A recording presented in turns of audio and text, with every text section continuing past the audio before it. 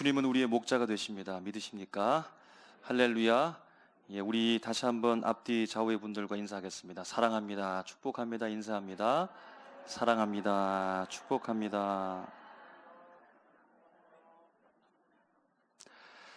다음을 듣고 괄호 안에 들어갈 말에 답하시오. 먼데 일가가 가까운 무엇보다 못하다. 무엇이 사촌보다 낫다.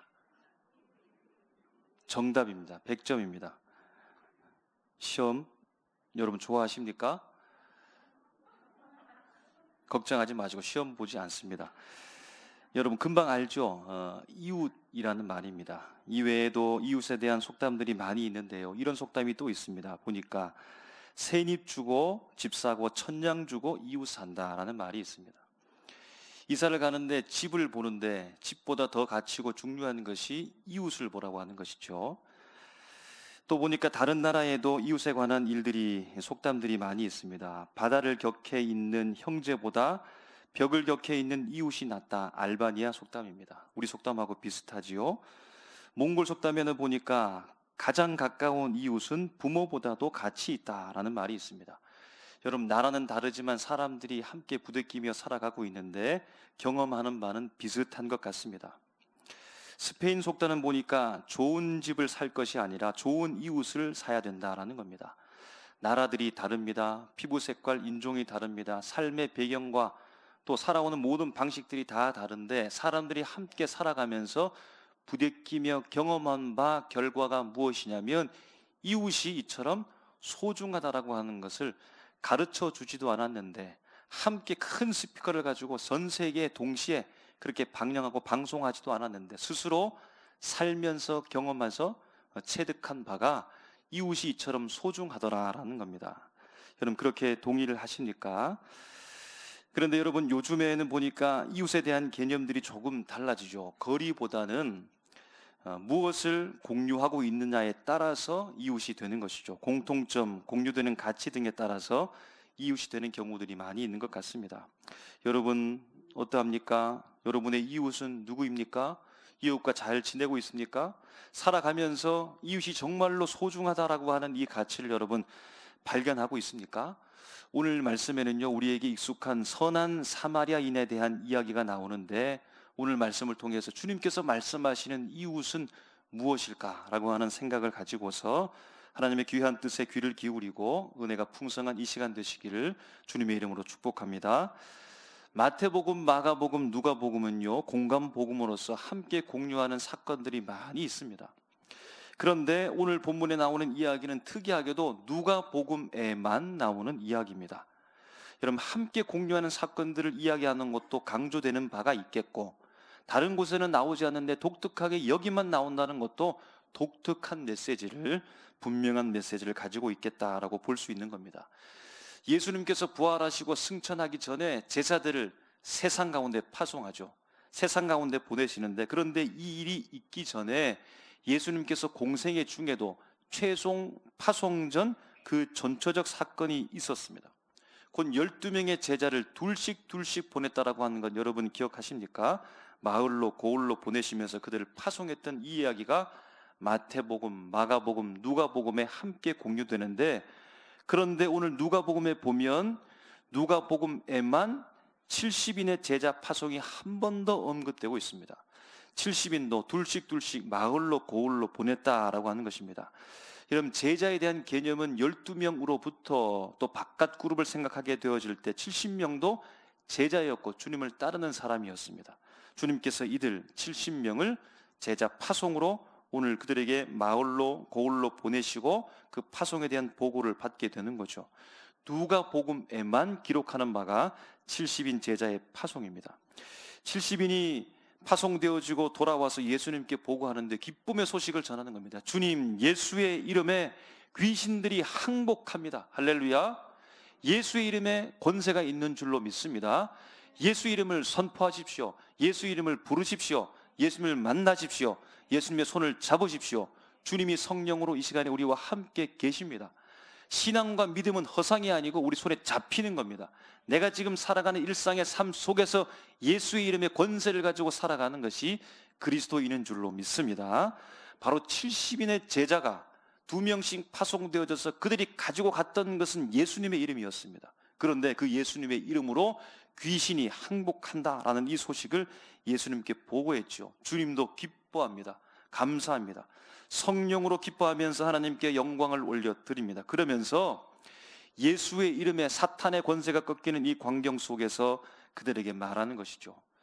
수많은 선지자와 임금들이 바로 이것을 보기를 원했고 바로 이것을 듣고자 원했는데 그들은 보지도 못했으며 듣지도 못했는데 오늘날 너희가 바로 이것을 보고 있노라, 듣고 있노라 라고 말씀하는 겁니다.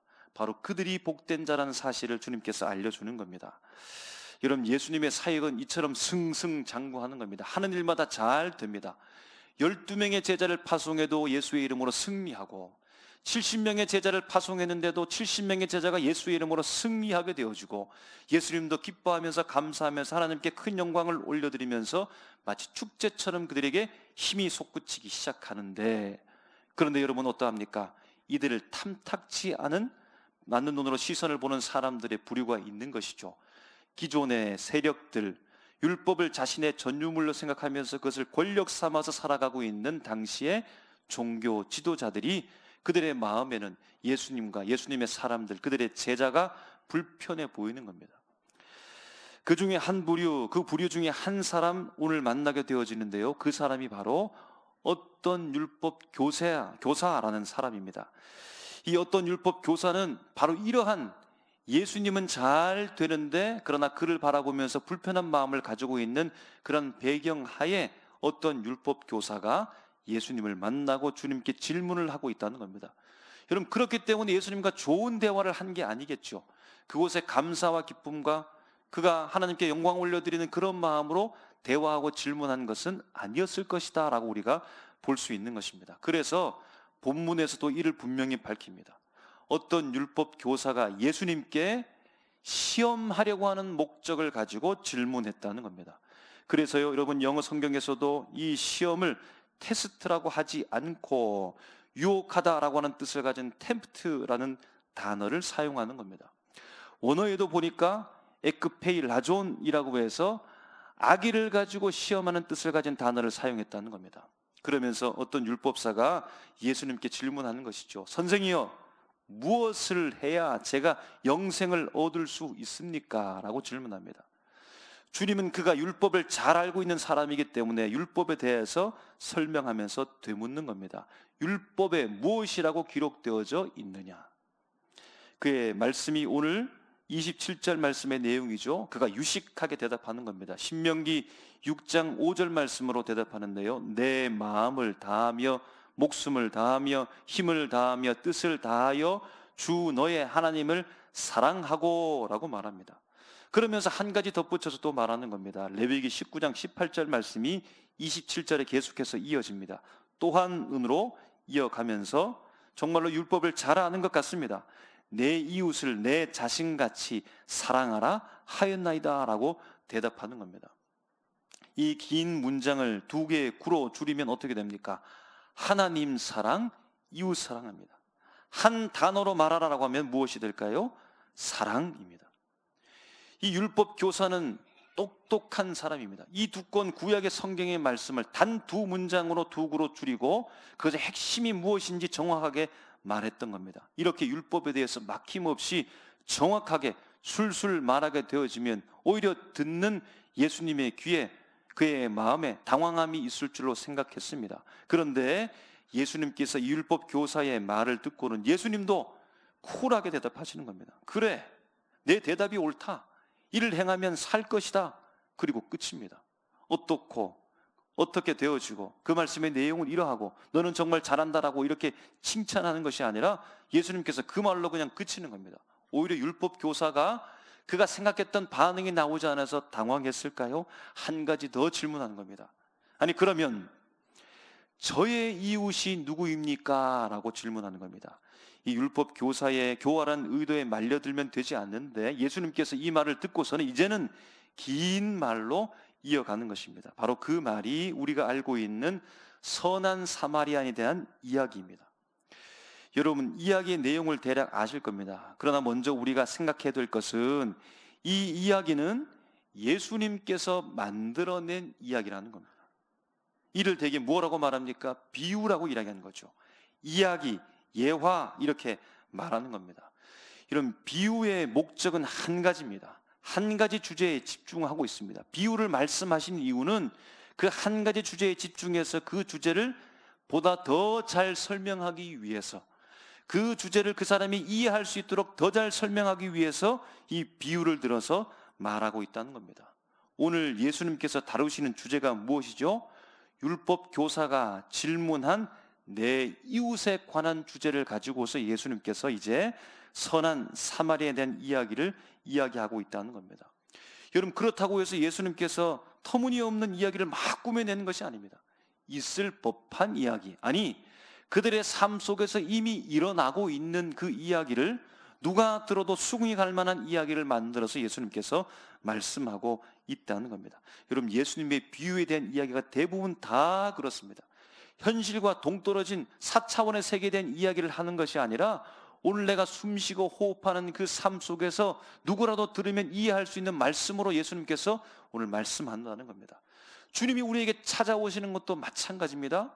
내가 상상이 되어져서야, 내가 환상을 보아야, 저 세계로 가야, 어떤 삼층천 체험을 해야 반드시 주님의 역사를 우리가 깨닫는 것이 아니라 지극히 평범한 일상의 삶 속에서 주님께서 마치 비유로 말씀하시는 것처럼 우리 삶 속에 들어오셔서 말씀하시는 줄로 믿습니다. 그래서 여러분, 하나님의 말씀, 예수 그리스도의 진리에 대한 말씀은 지금 이 순간에 우리에게 선포되고 있는 줄로 믿습니다. 내 작은 삶, 아무것도 아닌 것 같은 그 삶 속에 주님께서 찾아오시고 성령으로 역사해 주셔서 내 질문한 것에 대하여 주님께서 설명해 주시며 이해를 시켜 주신다는 겁니다. 주님의 이야기가 시작됩니다. 어떤 사람이 예루살렘에서 여리고로 내려가고 있는데 강도를 만났다는 겁니다. 여러분, 이 이야기도 있을 법한 이야기입니다. 예루살렘에서 여리고로 내려가는 그 길은 강도가 숨을 만한 지형이었다는 겁니다. 실제로 강도가 숨어 있었다는 겁니다. 실제로 강도가 나타났다는 겁니다. 강도가 나타나서 어떤 사람을 때리고 물건을 빼앗고 옷을 벗기고 그 사람이 거의 죽게 되었다라는 겁니다. 바로 이 길에 첫 번째 등장인물 제사장이 내려가는데요, 곧 예루살렘에서부터 여리고로 내려가고 있습니다. 강도 만나서 거의 죽게 된 사람을 만났는데 어떻게 되나요? 그냥 지나치는 거죠. 두 번째 등장인물 누구일까요? 레위인입니다. 이 사람도 그냥 지나쳐 버립니다. 세 번째 인물, 우리의 주인공, 어떤 사마리아 사람은 강도 만나 거의 죽게 된 자를 보는 순간 불쌍히 여겨서 기름과 포도주를 붓고 상처를 싸매고 응급처치 치료를 한 이후에 자기 짐승에 태워서 주막으로 데리고 가서 돌봐주는 겁니다. 이튿날 두 사람의 일꾼의 하루 품삯이 되는 2데나리온을 주막 주인에게 주면서 내가 올 때까지 돌봐달라고 부탁하면서 더 돈이 들게 되면 내가 돌아와서 주겠노라고 그렇게 말을 하는 겁니다. 이야기가 마친 이후에 예수님께서는 목적하신 바 이웃에 대해서 율법 교사에 대묻고 질문하시면서 주님께서 원하시는 대답을 받아내게 되는 것이 오늘 본문의 말씀입니다. 여러분, 예수님께서 말씀하신 그 비유의 이야기에 등장하는 인물들이 있죠. 5부류의 사람들입니다. 강도가 등장하고 강도를 만난 사람, 첫 번째 지나간 제사장들, 두 번째 지나간 레위인, 그리고 마지막 주인공과 같은 사마리아 사람이 등장하게 되어지죠. 여러분, 강도는 우리가 앞에서 보았듯이 가파른 길과 암석 사이에 숨어있는 도둑들이다, 강도들이다, 이렇게 보면 될 것 같습니다. 강도 만난 사람은 어떤 사람일까요? 당시 예수님의 이 비유의 이야기를 들으면 이 사람이 누구라고 연상되어질까요? 자연스럽게 연상되는 사람은 유대인이었을 것으로 그렇게 보는 겁니다. 그리고 제사장이 등장하죠. 여러분, 이 사람은 어떤 사람입니까? 레위 지파이며 레위 지파 중에서도 아론 자손입니다. 백성들 중에 선별되어진 레위 자손들, 레위 자손 중에서도 아론의 자손으로 뽑힌 사람들, 뽑히고 또 뽑힌 사람들, 그래서 이 사람 곧 제사장은 신의 불가침 영역에 속한 사람이다라고 이렇게 보는 겁니다. 사람이 세운 것이 아니라 하나님이 세웠다라고 그렇게 인정하는 사람들이 바로 제사장이라는 겁니다. 그래서 이들에게는 특별한 권한이 주어집니다. 일반 제사장에게는 특별한 옷을 입게 되어주고, 대제사장에는 에봇을 입고 하나님의 권세, 능력을 따라서 제사하며 하나님의 뜻을 아는 사람이 되는 겁니다. 특별한 음식, 하나님께 드린 예물을 먹습니다. 11조를 받습니다. 처음 것 중에 처음 것을 가지게 됩니다. 최상의 것을 그가 소유하게 된다는 겁니다. 그리고 그들의 삶은 엄격한 생활 규정이 있었는데요, 일반 백성들과는 다른 것입니다. 포도주와 독주를 마시지 못하고 소재 예물에는 누룩을 넣지 못하며 화제 중에 주어진 그 음식은 거룩한 곳 성막에서만 먹어야 됐습니다. 시체를 보지도 못하며 만지지도 못하고 결혼이나 재혼은 이스라엘 처녀만으로 제한된 사람들이 바로 제사장이라는 겁니다. 그럼 레위인은 어떤 사람들일까요? 레위인, 먼저 레위 지파를 생각할 수 있는데, 이 레위 지파는 하나님의 소유입니다. 요셉의 두 아들이 있지요. 므낫세와 에브라임이 있는데 이들이 각각 후손들이 지파가 됨으로 말미암아 12지파에는 속하지 않은 레위 지파, 구별된 지파가 되었습니다. 이스라엘 민족 중에 제사장은 바로 이 레위 지파로부터 하나님께서 허락하시고 세우셨다라고 하는 겁니다. 그래서 예전에는 레위인 하면 제사장이라고 생각했는데, 시대가 흐르면서 또 하나님께서 그들에게 주어진 직책을 구분하게 되면서 아론 직계사로만 제사장이 됨으로 말미암아 레위인이라고 하는 사람들은 레위 지파라고 이렇게 불려졌다는 겁니다. 제사장을 돕는 사람들입니다. 종교적 업무를 함께 주의 뜻을 받들어서 하는 사람들이, 마치 그것이 계급처럼 불리워졌던 사람들이 바로 레위인이었습니다. 그들은 다윗 왕 시대에 3계급으로 나눠지고 24반차를 통하여서 분류되고 봉사를 했는데요, 첫 번째 계급이 제사장, 두 번째 계급이 악사들, 세 번째 계급이 성전 문지기였다는 겁니다. 그 밖에 모든 레위인은 성전에서 일하고요, 그 외의 사람들은 백성들을 가르칩니다.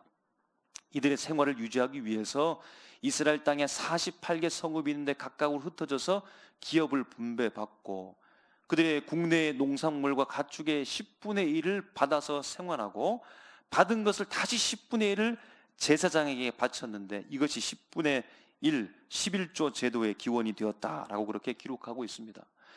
사마리아 사람들은 어떤 사람일까 여러분 알고 있죠? 아수르라고 하는 강대국이 일어나면서 북이스라엘을 점령한 이후에 그곳에 혼혈 정책을 펼칩니다. 그러면서 그의 후손들이 일어나게 되어지는데, 그 사람들이 바로 사마리아인이어서 이들을 이방인처럼 취급했습니다. 멸시와 천대를 받는 사람이 바로 사마리아 사람입니다. 여러분, 여기에서 우리가 깊이 생각해 보실 문제는 제사장과 레위인입니다.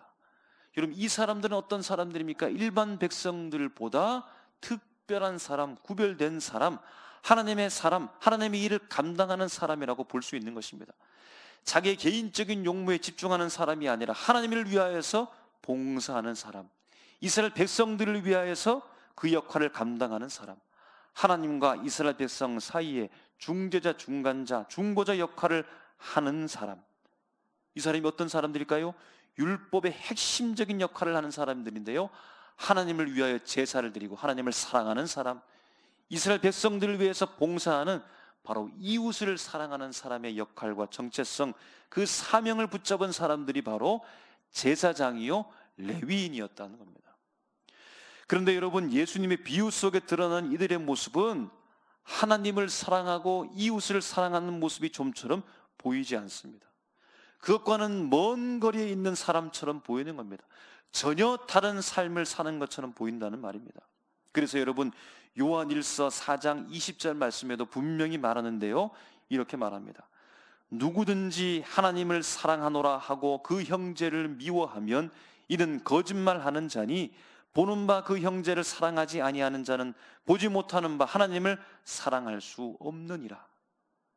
그러므로 여러분, 어떠합니까? 이 사람들이 하나님을 사랑하지도 않고 이웃을 사랑하지도 않았다라는 겁니다. 보이는 형제, 그 이웃을 사랑하지 못했으므로 하나님도 사랑하지 못하는 사람이었다라는 겁니다. 여러분, 왜 제사장과 이 레위인들은 그들의 정체성과 사명을 따라 살아가지 못했을까요? 그들이 해야 될 분명한 일, 하나님을 사랑하는 일과 이웃을 사랑하는 일인데 왜 그 일을 하지 못했던 것입니까? 사명을 망각했을까요? 잊어버렸을까요? 그럴 가능성은 미약한 것 같습니다. 왜냐하면 그들의 태생 자체가 일방 백성들과 달랐기 때문이고 매번 제사를 드렸기 때문에 잊어버릴 수가 없습니다. 여러분, 너무 바빠서 강도 만난 자, 거의 죽게 된 자를 도울 수 없었을까요? 급한 용무 때문에 여러분 그랬습니까? 그런데 여러분, 오늘 비유 속에 등장하는 이 이야기를 통해서 제공해주는 정보가 있는데요, 30절에 보면 이렇게 말합니다. 예루살렘에서 여리고로 내려가다가 라고 말하고, 31절에 제사장도 그 길로 내려가다가 라고 말하고, 32절에 보면 또 이와 같이 한 레위인도 그곳에 이르러 라고 말합니다. 여러분, 이 말씀을 전제해 볼 때 예루살렘에서 이 제사장과 레위인들은 그들의 반차 임무를 마친 이후에 집으로 내려가는 중이었다라는 것으로 우리가 추정하는 것이 타당하겠습니다. 그러므로 정황상 볼 때 바쁜 일을 마친 이후에 이제 여유로운 시간을 가지고 집으로 내려가고 있었다라고 볼 수 있다는 겁니다. 그런데 여러분, 왜 이들이 그들에게 주어진 정체성과 사명을 따라 살아가지 못하고 오히려 반대되는 행동을 했던 것일까요? 29절 말씀에 우리가 주목하려고 합니다. 29절에 그 사람이 자기를 옳게 보이려고 예수께 여짜오되 그러면 내 이웃이 누구니까? 라고 율법교사가 질문하는 거죠. 내 이웃, 곧 자기 이웃에 대해서 예수님께 질문하니까 예수님께서 그 내 이웃이라고 하는 그 주제에 대해서 초점을 맞추고 오늘 주님께서 말씀하신 선한 사마리아에 대한 이야기를 하게 되는 것입니다. 여러분, 그러므로 제사장과 레위인이 강도 만난 자를 돕지 않은 이유는 내 이웃, 그들의 입장에서 자기의 이웃이 아니었기 때문입니다. 내 이웃이 누구니까? 라고 하는 이 질문을 통해서 알 수 있는 것은 무엇입니까? 여러분, 이웃되는 기준이 자기 자신에게 있다는 겁니다. 자기 자신에게, 자기 수준에 맞는 사람이어야 이웃이 될 수 있다라고 하는 기준을 가지고 있다는 겁니다. 자기 기준, 자기 수준에 맞지 않으면 이웃이 될 수 없다는 겁니다. 그러므로 강도 만난 사람은 이들의 기준에, 자신들의 수준에 맞지 않는 사람이므로 이웃도 아니며 이웃이 아니므로 자기의 정체성과 사명을 따라 실천하지 않아도 되는 대상이었다는 겁니다. 여러분, 반면에 사마리아 사람은 어떻게 강도 만난 사람을 도와줄 수 있었을까요? 위와 똑같은 논리로 그는 이 사마리아 사람의 이웃이었기 때문입니다. 사마리아 사람의 이웃이었기 때문에 어떻게 이웃이 될 수 있습니까? 오늘 예수님께서 이야기를 마친 후에 36절에 율법 교사에게 질문합니다. 내 생각에는 이 세 사람 중에 누가 강도 만난 자의 이웃이 되겠느냐? 누가 이 강도 만난 자의 이웃이 되겠느냐라고 예수님께서 질문합니다. 여러분, 율법 교사의 질문과 비교할 때 입장이 다릅니다. 입장이 반대입니다. 사마리아 사람은 이웃의 기준이 자기 자신에게 있는 것이 아니라 상대방에게 초점을 맞추고 있다는 겁니다. 내가 그 사람의 이웃이 되었느냐, 그렇지 못했느냐에 따라서 이웃됨이 결정되더라는 겁니다. 내가 과연 이웃이 될 수 있느냐의 문제이지, 강도 만나 거의 죽게 된 사람은 여전히 사마리아 사람에게 항상 이웃이었다라는 겁니다. 그러면 여러분, 이웃은 무엇입니까? 상대방이 내 이웃이 될 수 있느냐라고 질문하는 것이 이웃이 아니라 내가 과연 그 사람이 이웃이 될 수 있느냐라고 질문하는 것이 이웃이라는 겁니다. 여러분, 우리 예수님은 어떠셨을까요? 공생애 중에 수많은 사람들을 만나셨는데 주님께서 어떤 사람을 만났을까요?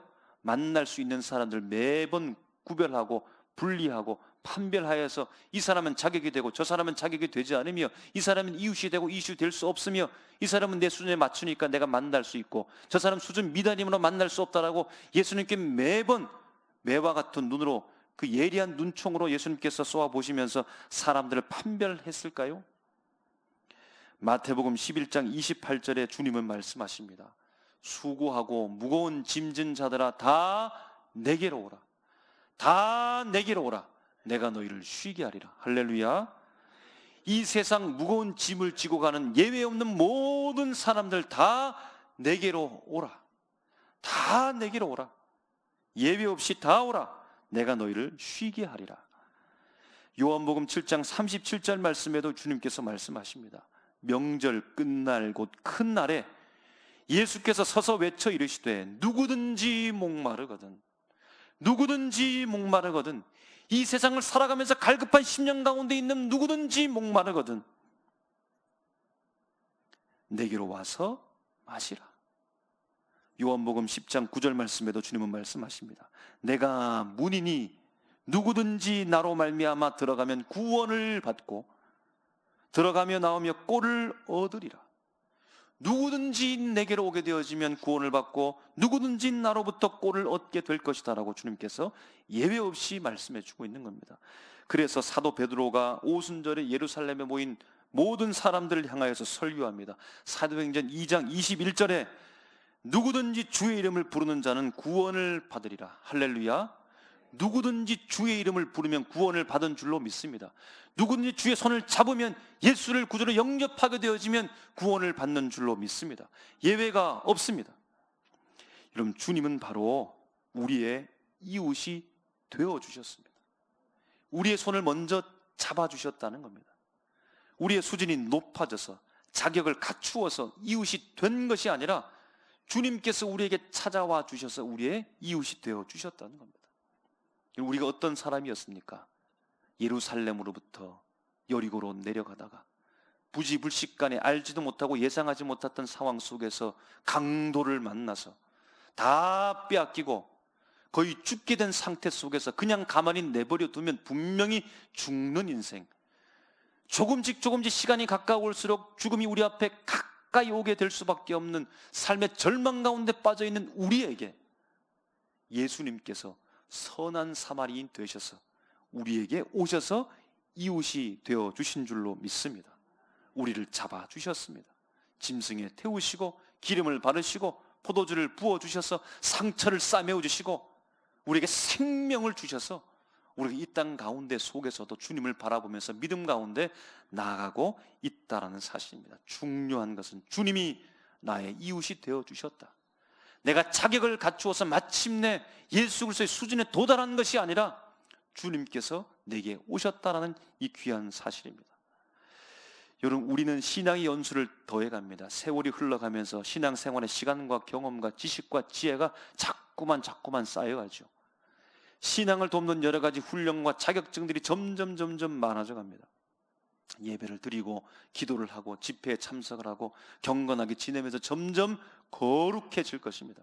영성의 깊이가 더 깊어질 것입니다. 하나님께로 더 가까이 가기를 부단히도 여러분 애쓰고 있을 것입니다.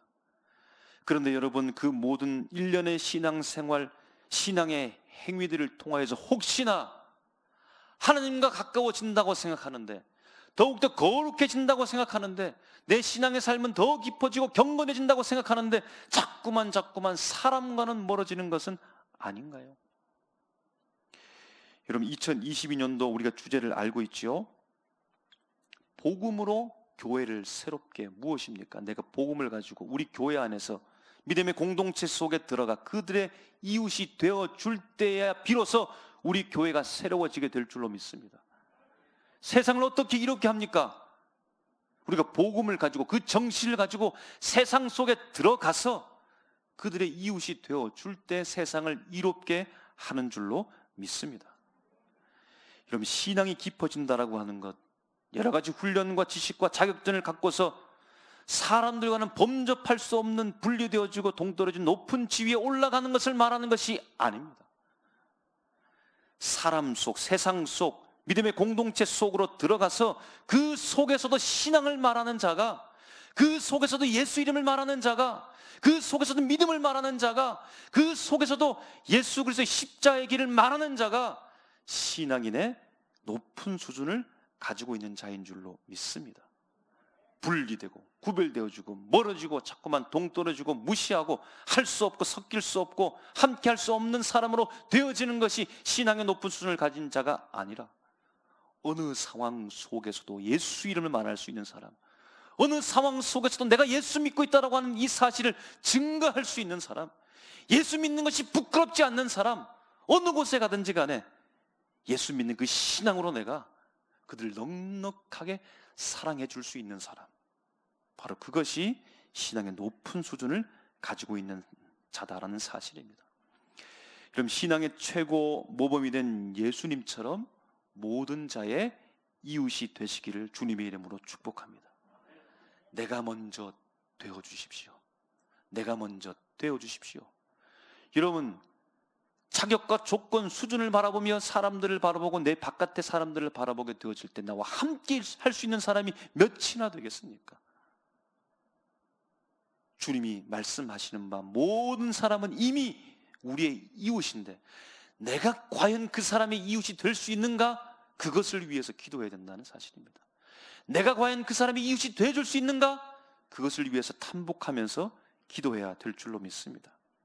이웃은 선택이 아니며 내가 되어주는 것이다 라고 하는 사실을 여러분 기억하시고, 분리가 아니라 함께 함으로, 손을 잡아줌으로, 어깨동무를 함으로, 함께 힘을 합침으로 말미암아 하나님의 나라가 바로 거기에, 복음의 역사와 능력이 바로 거기에 있다는 사실을 기억하시기를 주님의 이름으로 축복합니다. 오늘도 이웃이 되어주는 우리 자신, 우리 가족, 우리 교회가 되어져서 세상 앞에 주님의 향기를 만방까지 드러내고 날릴 수 있는 우리 모습 다 되시기를 주님의 이름으로 축원합니다. 기도하겠습니다.